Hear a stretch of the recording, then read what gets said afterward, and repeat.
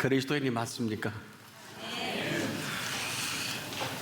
이렇게 묻는 것은 그리스도인은 이 땅을 살아가는 동안 실로 상상할 수도 없는 이 감추어진 생명을 살아가는 사람을 말합니다. 그런데 안타깝게도 우리가 살아가는 이 삶 하나하나 시간과 또 하는 일이나 언어를 보면 온통 안타깝게도 이 땅의 것에 집중되어 있는 것을 피할 수가 없습니다. 생각을 해도 그렇고요, 말을 해도 그렇고, 또 살아가는 이 문화 자체가 여기서 벗어나질 못합니다. 한마디로 이 땅에 있는 것으로 가득 채워져 있다 해도 지나치지 않죠. 아마 이런 모습이 우리의 모습이라면, 예수님이 우리를 위해서 준비하신 이 생명은 어떤 걸까요? 예수 그리스도와 함께 다시 살리심을 받은 거예요. 받게 하신 거죠. 그렇다면 우리가 예수 그리스도와 함께 다시 살리심을 받은 생명으로 살아가는 게 맞다. 이 표현을 하는 것은 우리가 그렇게 살 것 같은데 그렇지 못하죠. 이만하면 위의 것을 찾고 그 비밀 속에 살아갈 만한데도 그저 우리는 온통 우리 주변에 있는 땅의 것으로 피할 수도 없고, 그로 인해 내가 휘둘리고 또 생각하는 것도 나는 위의 것인 줄 알지만 지내놓고 보면 역시 관계없는 우리의 모습입니다. 그리고 알량하게 내가 생각한다는 이 하나님의 생각조차도 온통 내 생각뿐이라면, 여러분, 이처럼 안타까운 일이 어디 있겠습니까? 한마디로 도무지 아닌 것에 대한 이 집착에서 우리가 벗어나지를 못합니다. 애써 힘써 생각하는 것까지도 땅의 것이고 내 생각이에요. 그리스도와 함께 다시 살리심을 받았다. 그러면 이 살리심을 받은 사람답게 오늘을 살아가야죠. 이 살리심입니다. 이 살리심을 받은 사람이 살아가는 삶의 동선이 있거든요. 이 살리심을 받은 사람을 먼저 이 살려주신 생각이 있어요. 사람은 보통 이제 그 행동을 할 때 남녀노소 불문하고요, 생각 없이 하는 행동은 없어요. 하다못해 우리 어린아이라도 너 왜 가니? 그러면 아주 쉽게 답을 해요. 저거 또 뭐하니? 저거요. 저거 가지러요? 저거 때문에. 아주 어른은 답을 안 하지만 무슨 얘기냐? 우리가 지금 살아가는 이 삶이 어디서 시작이 되느냐 하는 물음과 답이에요. 놀랍게도 이 생각이 정리가 됨과 동시에 행동이 옮겨지고, 행동이 옮겨지는 이 반복이 습관이 되고, 습관이 반복되면서 어떤 일이 벌어지나요? 인격이라는 형성이 이렇게 쉽게 우리는 이어져 가고 결국 이 인격이 운명이 되어버려요. 다시 정리해 본다면 이 5가지의 변화는 동시에 이루어집니다. 생각이 바뀌면 행동으로 바뀌어지고요, 이 행동이 바뀌어지면 습관이 바뀌어지고, 이 습관이 바뀌어지면 동시에 인격이 바뀌어지고요, 인격이 바뀌어진 그 현장이 우리의 운명이 바뀌어진 모습이다. 움직였기 때문에. 그렇다면 이 생각이라는 것은 지금도 아무리 강조해도 지나침이 없는 것은 너 왜 거기 갔느냐 이런 물음은 합당치 않아요. 자녀나 혹시 상대방에게 왜 그런 일을 했느냐 이 물음이요 참 어처구니 없는 거예요. 했는데요 뭘. 즉 정확히 말하면 이미 생각이 나름대로 뭐 짧든 길든 복잡하든 깊은 생각이든 얕은 생각이든 생각이 나름대로 정리된 액션이란 말이에요. 근데 너 왜 그런 일을 했느냐? 하고 싶은 거 한 거거든요. 근데 이 어마어마한 일들이 내 인격과 내 운명을 좌지우지한다고 하면 이건 보통 일이 아니란 말이에요. 살리심, 이 살리심을 받은 사람, 이 사람이 살아가는 오늘 삶의 동선이 바로 여러분이라면, 우리라면, 또 여기라면 이렇게 정리할 수 있을 것 같습니다. 만약에 살려주지 않았다면 저나 여러분이나 이 자리에 있을 수 있을까? 전 감이 없다고 봐요. 왜냐하면 저는 이렇게 사망의 고비를 꽤 여러 번 넘긴 사람 중에 하나입니다. 그렇다면 그리스도인의 생명의 원천이 어디 있으며 그리스도인의 생명이란 뭐냐? 묻지 않을 수 없어요. 뭘까요? 이 살려주신 이 은혜를 따라서, 살려주신 생각을 따라서, 살려주신 공간을 따라서, 살려주신 은혜를 따라서 오늘 우리가 있다면, 자, 우리가 구원만 받고 많은 사람들이 얘기하죠. 구원만 받았으면 되지. 내 삶은 내가 내 지혜와 내 경험과 내 것으로 해나간다. 이렇게 하는 사람이 많이 계시죠. 뭐 그럴 수 있으면 얼마나 좋겠습니까? 그렇게 판단이 정확하고 그것이 분명하다고 하면 문제가 없겠는데, 여기 대표적인 분이 있죠. 사울이라는 분입니다. 이 사울이라는 청년이 스데반을 죽였지 않습니까? 사도행전에 어마어마한 이 공개적인 이 살해 사건이 벌어지면서 이도성이 차지하는 우리 예루살렘에서 다메섹까지 그 피신해 간 그리스도인들을 찾아서 죽이러 가잖아요. 사내린 공회원의 그 소위 말하는 구속영장이요, 이 구속 정도가 아니라 이런 살인을 집행해도 좋다는 이런 사인을, 명단을 들고 가잖아요. 무려 224km의 지점에 다다를 때 하나님 막았지 않습니까? 자, 만일에 이렇게 막아주셨기에 망정이지, 그렇지 않으면 이 사람은 계속 사람을 죽이는, 하나님 보시기에 죽이 없애야 되는 사람 중에 한 사람이 바로 이 사람이지 않습니까? 그런데 그에게 마지막 통보를 합니다. 사울아, 사울아, 어찌하여 네가 나를 핍박하느냐. 자, 살려주셔서 이만하지, 만일에 이 살려주시지 않으면 이 사울이라는 청년이 어떻게 됐을까요? 더는 사람을 죽일 수 없도록 만들어 주실 뿐 아니라 이분을 하나님의 생명을 살리는 사람으로 도구로 써주지 않습니까? 그 이전과 이후가 확연히 구분이 되는 것은 대단한 성경적인 지식과 애씀과 수고와 노력으로도 그가 하나님의 생각이고 하나님의 뜻이라고 했던 열정 가지고 죽이 없애는, 참 그래도 한 번 정도는 좀 여쭤볼 만하잖아요. 여러분, 하나님의 뜻은 사람을 죽이는 일은 없습니다. 천하 없는 대단한 일도 하나님은 살리시는 하나님이시지 죽이시는 하나님은 아닙니다. 한 번 정도 물어봤었어야 될 거예요. 성경도 알고 기도도 알고 책도 쓸 수 있는 실력과 이 사람이 한 번 정도는 스데반을 저렇게 죽일 때 죽이지 말고 여쭤봤었어야죠. 그러나 그럴 수 없는 이 모습으로 살아온 그의 생각과 삶은 그럴 필요가 없어요. 내가 하나님이요, 내가 하나님의 뜻이요, 내가 하는 게 맞는데요, 뭘. 내가 이렇게 하는 게 하나님의 뜻을 이룬다고 아주 똘똘 뭉쳐진 이 생각의 모든 것까지 확고한 이 사람 아니겠습니까? 이걸 누가 막아요? 죽이는 것도 하나님의 뜻 아닙니까? 오늘 그런 사람이 지금 얼마나 많아요. 참 맹랑한 생각인데 하나같이 공통점은 이게 내 생각이라는. 그러나 본인은 그렇게 생각하지 않아요. 뭐 인류를 위해서, 나라와 민족을 위해서, 뭐 그랬으면 얼마나 좋겠습니까? 하나같이 내 생각을 하나님 생각화시킨 자기 생각에 고착화된, 그리고 이것이 하나님의 뜻을 이루는 줄 알고 살았던 이 사람. 다행히 그가 다메섹에서 알고 알았신 예수 그리스도를 만나기에 다행이지. 그리고 그가 그 음성을 듣자마자 눈이 멀지 않습니까? 자, 그렇지 않으면 이 사람은 아무도 이 벌은 못 고칠 거예요. 이거 그 어느 누구도 한치 앞도 내다볼 수 없는 이 사람이 되고 보니까 어때요? 완전 장애가 왔지 않습니까? 참 하나님은 놀랍게도 아나니아라는 사람을 준비해서, 야, 네가 사울이라는 청년을 만나서 안수해 주거라.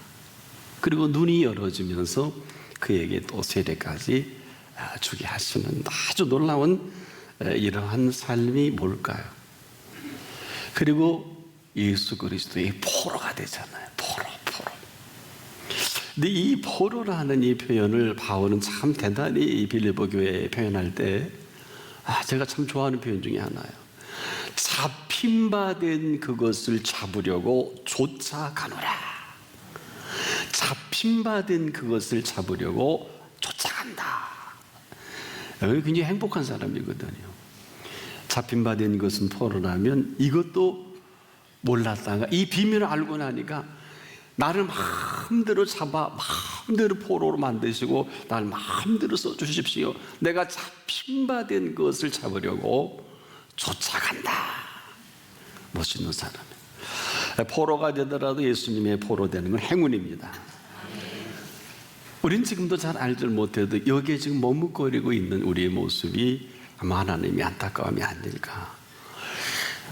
그리스도인은 여기서 갈려집니다. 과연 이전과 이후가 내가 나를 주도하는 이 실세가 누구냐. 이걸 아주 요한복음에 인자하게 표현해 있죠. 너희가 내 안에 내가 너희 안에 있으면 이런 표현해 주셨죠. 제가 가끔 집회 때 이런 얘기 많이 합니다. 망하는 데는 망하는 이유가 있고 흥하는 데는 흥하는 이유가 있다. 되는 데는 되는 이유가 있고 안 되는 데는 안 되는 이유가 있다. 이게 바로 저나 여러분 속에 있는 예수 그리스도의 감춰진 생명의 동선이에요. 요즘 기후변화로 지구촌이 막 시끌시끌하죠. 뉴욕의 세계적인 인터내셔널 에어포트에 3천 그 항공기가 또 제주도에 무슨 수천, 이게 여러분 보통 일이 아니에요. 왜냐하면 뉴욕과 만일에 우리 인천과 오가는 항공기 수천 편이 마비가 됐다는 건 전 세계 모든 항공기가 착륙하고 이륙할 장소를 잃어버렸다는 것과 같아요. 또 트랜스포하는 갈아타는 비행기도 많잖아요. 이건 전 세계가 지금 얼마나 연상이 되고 맞춰야 되고 또 출발도 못하고 가지도 못하고 거기뿐 아니라 제가 말씀을 드리고 싶은 것은 항공기가 아니에요. 일기에. 오늘 이 시간에도 하나님은 제 설교를 들으십니다. 아니, 오늘 이 시간에도 하나님은 한 분 한 분을 살펴보고 계십니다. 더 정확히 하나님은 제가 선포하는 이 메시지와 그리고 여러분의 중심을 보시고 오늘 통치하시는 하나님이십니다. 여기서 그 모든 것이 이루어집니다. 천하 없는 것도 왜 예배가 감히 신령과 진정이라는 이런 어마어마한 표현을 쓸까요? 이 자리는 지금도 다 되기도 하고 다 안 되기도 합니다. 이 자리는 살리는 자리이기도 하고 죽이는 자리이기도 합니다. 왜? 그분이 우리와 함께 계시기 때문에. 지금 이 감추어진 생명의 모든 것을 주도하시는 그분이 저나 여러분을 지금 꿰뚫어 보고 계시는 자리거든요. 이 자리는 우리가 상상할 그 이상의 모든 것을 열어놓은 자리란 말이에요. 그래서 감추어진, 오늘 본문에 그렇죠. 감추어져 있느니라. 이 생명의 신비로움을 가지고 저나 여러분을 부르신 자리예요. 이 생명에 푹 빠져 살아가기 시작한 사람이 바로 사울이라는 청년이 오늘 이 본문을 이렇게 쓸 수밖에 없는 게 맞는 것은 본인이 이랬거든요. 위의 것을 땅의 것으로 여겼고 땅의 것을 위의 것으로 여기는 혼돈 속에 오다가 정렬하니까 이 표현을 하는 거예요. 위의 것을 생각하고 땅의 것을 생각지 말라. 이는 너희가 죽었고 너는 너희가 죽었고 너희 생명이 그리스도와 함께 하나님 안에 감추었음이니라. 이는 너희가 죽었고, 이게 무슨 얘기일까요? 내 생각은 십자가에서 못 박아버린 예수님의 생각이에요. 예수님의 생각은 십자가에서 못 박히신 하나님의 생각이고요. 이게 뭘 우리에게 의미할까요? 이러한 생명이 감춰진 이 생명으로 저나 여러분 오늘 삶이 시작되길 소망하시는 거죠. 여러분에게 지금 물을게요. 이 자리가 예수 앞이 맞습니까? 이 자리가 예수님 앞이 맞습니까? 그러면 지금 이 시간이라도 그 음성에 귀를 기울이십시오. 차라리 우린 자진해서 손들고 오는 포로자가 됩시다. 예수 그리스도께 포로자가 됩시다. 그래서 그분께 잡힌 생애를 살기를 소원합시다. 이럴 때만이 감추어져 있는 생명은 찾기 전까지는 찾을 수가 없어. 그래서 우리가 구하라, 찾아라, 두드려라 하는 이 모든 것의 종점은 바로 감추어진 생명의 신비입니다. 그래서 구하는 이마다 얻을 것이요 찾는 이가 찾아질 것이요 두드리는 이에게 열릴 것이니라. 우리가 잘 알아듣기 좋게 약한 자라도 자식에게는 좋은 것을 주지 않겠느냐.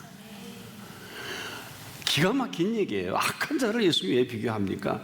좋은 것으로 준비한 그 감추어진 생명의 비밀입니다.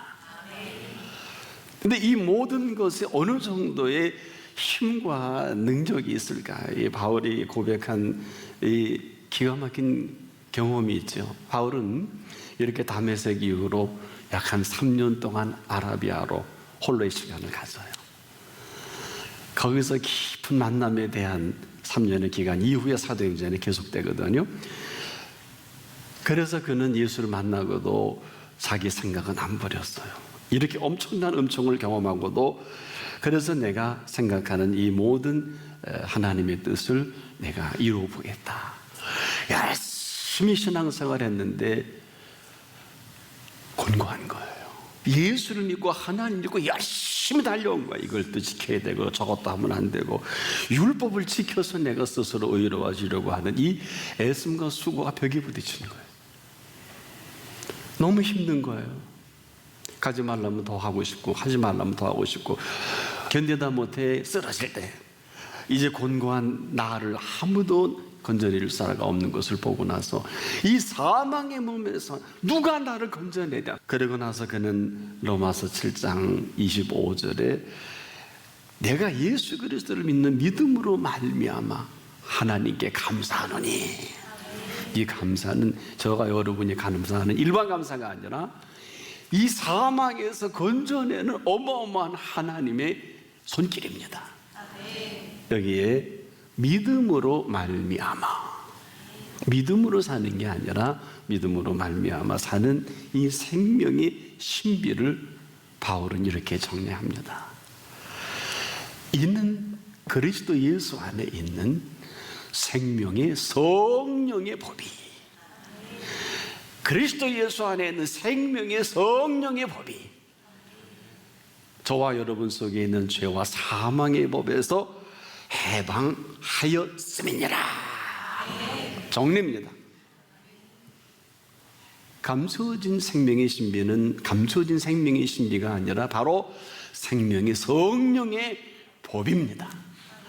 이 생명의 성령의 법이 그 안에 오셔서 그가 그렇게 애쓰고 수고했던 모든 수고와 노력과 이 모든 것이 아무것도 아닌 것으로 주도해가는 실세가 됐어. 믿음으로 사는 내 공로라면, 이제는 거기까지라면 믿음으로 말미암아 나를 이 모든 것을 이루어가게 하는 힘을 얻은 사람이에요. 잘 정리하시기를 바랍니다. 그래서 일찍이 다윗도 이런 경험을 하지 않습니까? 나의 힘이 되신 여호와여. 힘이 있어야 돼. 힘이 있어야 돼. 그 주신 힘으로 살아가는 사람이 그리스도인이에요. 그래서 그리스도인은 유치하거나 치사할 수가 없어요. 뭐 더 하고 덜하고 안 해야 되고 뭐 거기 가면 안 되고 다 유치한데 뭐 하고 싶은 대로 하고 싶어. 어때고 누가 막아요 그거? 못 막아요. 하고 싶은데요. 하고 싶은데 안 해야 되는 게 아니에요. 사람들이 왜 저렇게 살까? 이건 아마 죄송하지만 재미없는 사람이에요. 그리스도인은 그렇게 살 필요가 없는 사람이에요. 생명의 성령의 법이 죄라는 놈과 사망이라는 놈을 완전히 해방시키시는 힘으로 살아가는 오늘입니다. 이것을 감추어져 있는 생명의 신비요 생명의 성령의 법이다. 이것으로 오늘을 말하고 오늘을 살아가는 거예요. 이 눈으로 볼 수 있는 세계, 어떤 세계일까요? 참 아름다워라 주님의 세계는. 그래서 이 주님의 세계를 우리에게 준비해 놓으신 이 사실을 고린도교에 가서 집회해 보니까 아무도 모르는가 봐요. 그래서 바울이 흥분하면서 이렇게 설교했잖아요. 하나님이 예비하신 모든 것은 눈으로도 보지 못하고 귀로도 듣지 못하고 사람의 마음으로도 생각지 못하였다 함과 같으니라. 하루를 살더라도 이 세계를 보고 듣고 생각하고 말하고 살아야 되잖아요. 기억하세요. 눈으로도 보지 못한 세계, 이후로도 그래요. 귀로도 듣지 못하고 이런 세계가 우리가 사는 이 땅이 아니라 바로 하나님이 준비하신 세계입니다. 지금까지는 모르겠어요. 제가 조사할 필요도 없겠지만 더욱 중요한 것은 예수 그리스도 앞이면 이전 것은 지나갔으니 보라 새 것이 되었도다. 완료해 주신 것을 받아만 드리면 되는 거예요. 우리가 그래서 공로 얘기를 함부로 하면 안 돼요. 제가 목사를 평생 해도 공로 얘기하면 저는 잘못된 목사예요. 왜? 목사 하게 해주셨으니까 하는 것 아니에요. 어느 목사가 이렇게 평생을 사역해도 전 지금도 하나님 앞에 한 게 없어요. 왜 그런 줄 아세요? 다 주신 거예요. 사니까 사는 게 아니라 살게 하셔서 오늘 좋아요 우리 삽니다. 그 나머지는 내 생각이에요. 하나님의 생각은 어떨까요? 끝나고 망했고 이제 볼품이 없는 우리의 모습이라 할지라도 신명기 법전을 통해서 이스라엘 백성이 한 말씀이 있어요. 너희 앞에 생사화복과 흥망성쇠를 두노니 이 앞입니다. 이 앞입니다. 그는 지금도 살리고 죽일 수 있어요. 생살의 문제, 화와 복을 여기서 화되고 복되게 할 수 있으십니다. 생사화복과 흥망성쇠가 여기입니다. 천하 없는 죽일 사람도 여기서 주님이 살려내면 아무도 건드릴 자가 없어요. 이게 하나님의 통치입니다. 지금도 우리 속에 내 생각은 십자가에 못 박아버리신 예수님의 생각이라면 예수님의 생각은 십자가에 못 박게 하신 하나님의 생각이십니다. 내 생각은 네 생각과 다르고 내 길은 내 길과 달라서 하늘이 땅보다 높은 것이 내 생각은 네 생각보다 높고 내 길은 내 길보다 높으니라. 그래서 예수님이 아주 사려 깊은 사도 요한과 그 제자들에게 나를 떠나서는 너희가 아무것도 할 수 없습니다. 나를 떠나서는 이건 뭐예요? 모든 시간과 공간을 저나 여러분 한 분 한 분에게 주도하신다는 말씀 아닙니까? 천하 없는 큰 일이 우리에게는 큰 일이지만 결혼해 그렇고 죽고 사는 문제 그렇고 병들도 이거 얼마나 큰 문제예요. 그러나 그분 앞에서는 아무것도 아니에요. 그렇게 말씀하신 거지요. 여러분 생각해 보세요. 나를 떠나서 너희가 아무것도 할 수 없음이라고 한 이 사실을 외면하고 사는 사람이 얼마나 힘들겠습니까? 여러분 우리가 지금도 아무것도 할 수 없는 사람이 또 아무것도 할 수 없는데 뭘 한다고 하니 이게 되긴 하겠습니까? 한번 깊이 한번 정리해 보세요. 아무것도 할 수 없는데 사업하고 공부하고 열심히 하고 다 됐어요. 돈도 벌었어요. 그랬는데 그 다음에 어떻게 하실래요? 출세도 했어요. 그 다음에 어떻게 하실래요? 지금 우리만 모르지 할 수 없는 일을 할 수 있다고 고집힌 결과거든요. 우리만 몰라요. 그래서 할 수 없는데 할 수 있다고 하는 모든 사람이 한다고 하는 일이 그것밖에 할 게 없단 말이에요. 이게 인간이 허무해지고 인간이 피폐해지는, 참으로 회한 속에 살아가는 이 모든 모습이 하나님 다 아신 거예요. 그래서 예수님이 우리에게 깊은 얘기했죠. 나는 알파와 오메가다. 처음과 나중이라. 이게 얼마나 심오한 얘기예요. 네 끝을 내가 알고 바로 네 시작을 내가 안다. 시작과 끝이 아는 것을 철학이라고 한다면, 시작과 끝이 있음을 믿는 사람은 신앙인이에요. 우리가 여기서 한번 다시 그분 앞에서 어떻게 시작하고 어떻게 마감하실 것인가, 그냥 가볍게 여기지 마세요. 알파 오메가라. 공부를 하든 사업을 하든 아이들을 키우든 저나 여러분 모두의 알파 오메가십니다. 이것은 그리스도와 함께 다시 살리심을 받았다면 이렇게 사는 게 맞다고요. 그러면 오늘도 우리에게 삶의 동선을 가르쳐 주시겠지요? 가르쳐 주시겠지요? 기쁨으로 달려가십시오. 달려가다가 내 생애가 끝나도 멈추지 마십시오. 가장 중요한 일은 살아계신 예수 그리스도 앞입니다. 오늘도 그분은 감춰진 생명의 신비로 그 어떤 상황 속에서 생명의 성령의 법이 우리의 삶을 주도하게 하시는 살아계신 예수 그리스도이십니다. 여러분에게 물을게요. 어떻게 하실래요? 여기에 오늘 답을 해야 합니다. 그냥 가시면 안 돼요. 오늘 아버지 집에 이렇게 이 말씀을 들었으면 들은 사람답게 답을 해야 하는 그 태도는 오늘을 살아가는 삶의 감춰진 비밀이기도 합니다.